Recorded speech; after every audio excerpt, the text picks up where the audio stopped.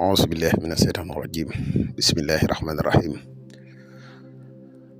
وإني أعيذها بك وذريتها من الشيطان الرجيم ربي أعوذ بك من همزات الشياطين وأعوذ بك رب أن يحضرون ربي اشرح لي صدري ويسر لي أمري واحلل عقدة من لساني يفقهوا قولي واجعل كلامي راشدا ومرشدا وفكرتي نوير وقلبي أرشدا mbokk yi ni bàyyi xel fu mën a nekk ci àdduna bi moo xam ñu nekk ci réew mi wala ñu nekk biti réew day bàyyi xel seen bu am solo bi muy le grand secret à wolof ñu ngi leen di waxati assalaamu aleykum wa rahmatullahi taala wa barakaatuhu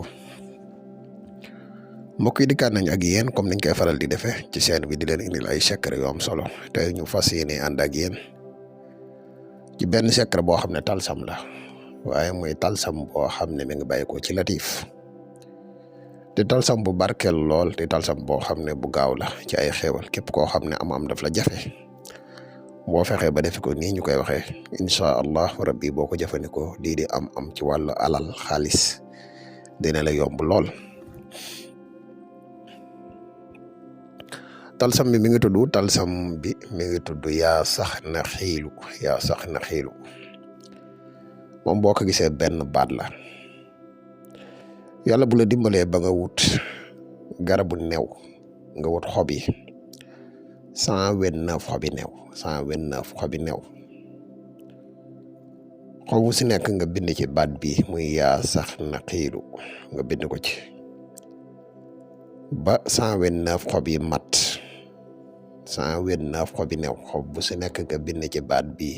ba 129 yëpp mat nga fexe ba jël xobi new yooyu nga wut tuuti ndoxu géej ak tuuti ndoxu teen ak ndoxu robinet nga xooj ko ci fexe ba wut xaalis moo xam dëkk ba nga nekk kayit boo fa ëpp doole boo nekkee Sénégal da ngay wut kayitu 10 000 nga boole ko ak saafara ji sangoo ko boo koy sangoo ko fu laab te boo koy sangoo bul def yaramu neen donte da ngay jiital selenma ak calcio baax na bu dee jigéen nga wut loo xam ne da nga ko teg ci sa kaw mbokk yi de lii képp koo xam ne am rek moo la maanaam xaalis rek moo la yitteel boo ko defee incha allah rabbi dina nekk lu la yomb lool. kon nii mooy secret bi nga xam ne moom lañ leen baaxee tey di wax yow mi gan ci pass bi tey soog a ñëw boo abonné kun nga abonné yow mi bëgg a def lu seet wala nga bëgg a def lu listixaar dañuy def seet à distance moo xam nga nekk ci réew mi wala nga nekk biti réew ku ko bëgg benn ci ñaar yi rek mën nga ñu contacter ci numéro yooyu. ñi teewoo garab yi kattan yi mooy garab yi mus xam yi ñu ngi leen di xamal ne garab yi disponible na jamono ji ñuy wax ak yéen képp ku ñu contacter foo man di nekk di nga ci jot ci lu gaaw ba ëllëg ñu dikkaat ak yéen ci beneen secret wassalaamu aleykum wa rahmatullahi taala wa barakaatuh jërë ngeen jëf.